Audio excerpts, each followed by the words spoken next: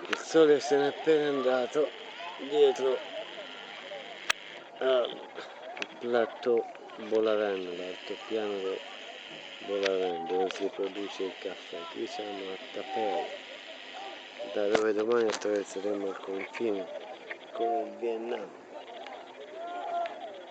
Non c'è manco dove comprare francobolli, un posto dove andare su internet, non ci sta una mazza assoluta, il niente assoluto. Siamo veramente on the middle of nowhere, eppure sembra che ci sia una civiltà, gente che fa il bagno,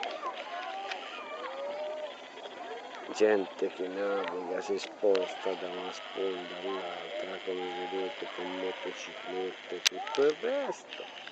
Ma se vuoi qualcosa di civiltà c'è poco, per non dire assolutamente una mazza. Manco Valeria,